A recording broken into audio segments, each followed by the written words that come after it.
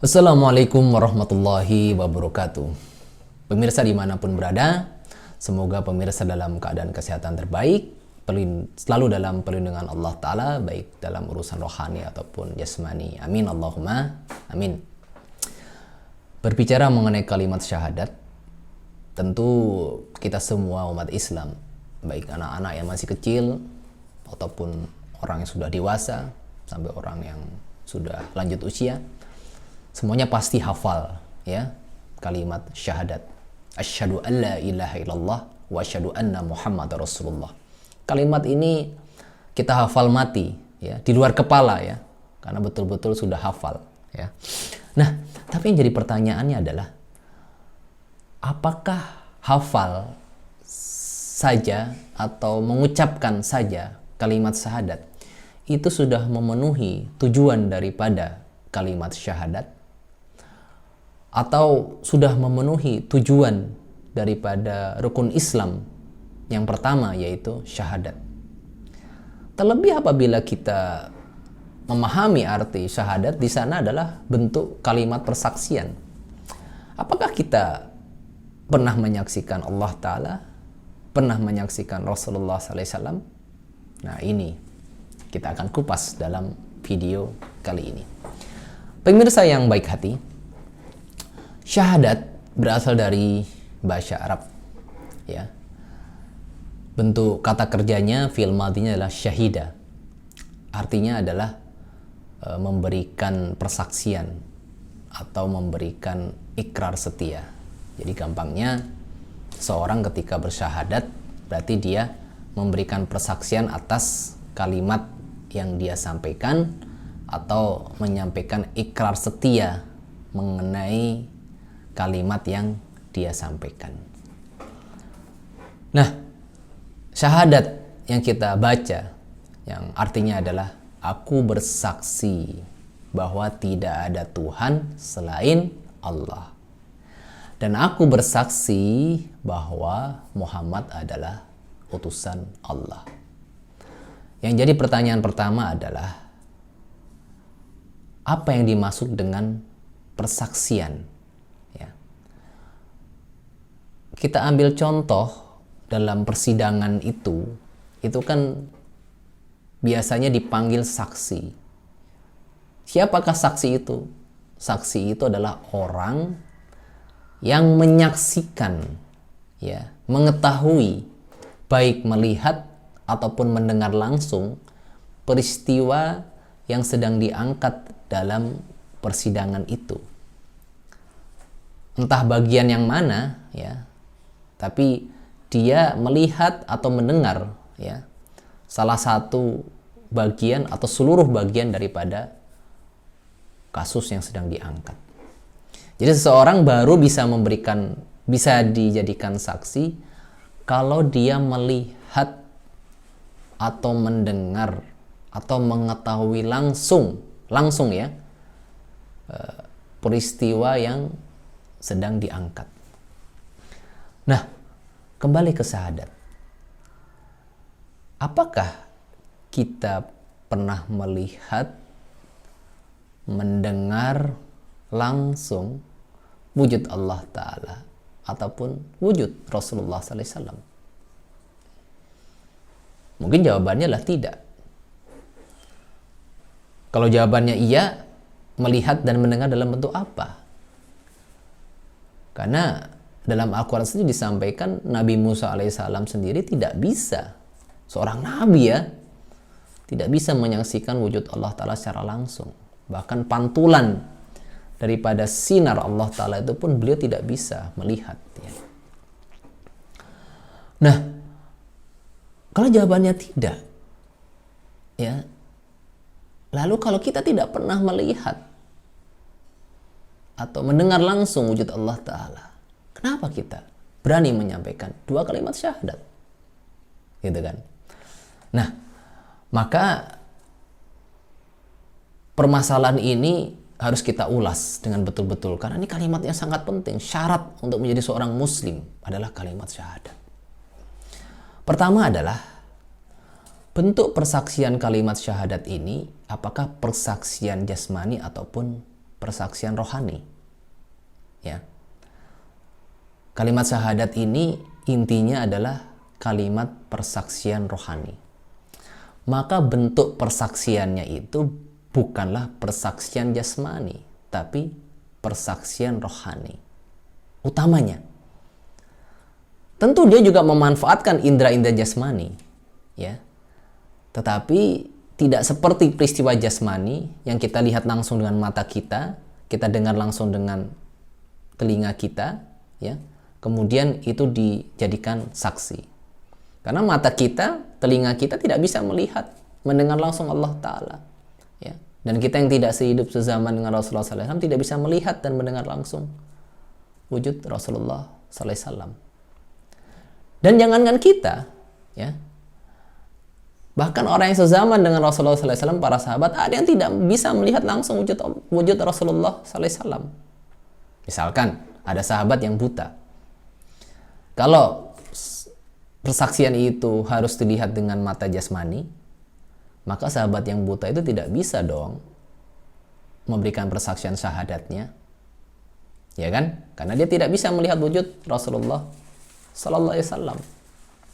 Tapi ada sahabat Rasulullah Sallallahu Alaihi Wasallam yang buta, tunanetra, tapi persaksiannya diterima oleh Rasulullah Sallallahu Alaihi Wasallam. Bahkan persaksiannya adalah persaksian yang dibutuhkan dalam bentuk amalan dan menjadi contoh. Sahabat itu sahabat Abdullah bin Umi Maktum. Beliau buta, tunanetra, tapi kalimat syahadat beliau luar biasa karena amalan beliau membuktikan hal itu, dan derajat beliau juga dibuktikan dalam hidup beliau. Walaupun dia tunanetra, beliau beberapa kali menjadi imam pengganti bagi Rasulullah Sallallahu Alaihi Wasallam. Jadi dari sini kita bisa menarik kesimpulan kalimat syahadat adalah persaksian rohani dan dia diyakini dengan panca indera rohani, walaupun tentu juga memanfaatkan panca indera jasmani, tapi panca indera jasmani ini tidak menjadikan patokan utama. Nah, jadi saya lebih melihat syahadat ini adalah persaksian keyakinan, ya. Jadi persaksian keyakinan. Jadi ketika kita menyampaikan asyhadu alla ilaha illallah, saya bersaksi bahwasanya saya yakin, ya, saya yakin bahwasanya tidak ada Tuhan selain Allah. Bagaimana bentuk keyakinannya? Maka itu ranah keimanan masing-masing, tapi dia yakin. Tentu kualitas keyakinan berbeda-beda. Ya, kita ambil contoh sahabat Rasulullah SAW ketika mengikrarkan kalimat syahadat masuk Islam. Bentuk perjalanan keyakinan mereka berbeda-beda.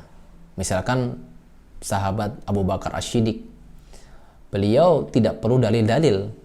Kalimat syahadat beliau dilandasi dengan melihat akhlak Rasulullah SAW selama ini yang begitu mulia, begitu agung, ya, penuh dengan keindahan akhlak yang begitu luar biasa, sehingga Sayyidina Abu Bakar masuk Islam tanpa perlu dalil. Beliau hanya bertanya, apakah betul Muhammad engkau utusan Allah? Ketika dijawab ya, beliau masuk Islam. Ada yang melihat, ada yang kalimat syahadatnya itu diikrarkan karena terbuktinya wejangan-wejangan dari orang-orang terdahulu mengenai Nabi yang akan datang, ya. Misalkan ketika sahabat Salman Al-Farsi masuk Islam, ya, beliau ada beberapa ciri yang beliau bawa dari negeri Persia saat itu mengenai Nabi yang akan datang, dan ciri itu terbukti dalam wujud Rasulullah SAW. Atau persaksian itu bentuk daripada getaran hati, ya.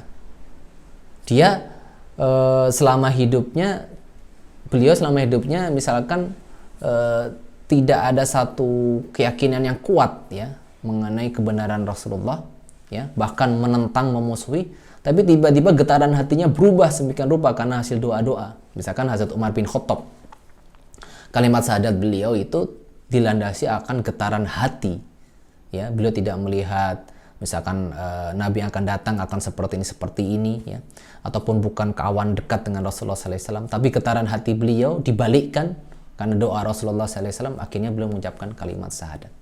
Artinya bentuk keyakinan itu adalah berbeda-beda setiap orang, tapi dia yakin, ya, bahwasanya tidak ada Tuhan selain Allah dan Muhammad adalah utusan Allah.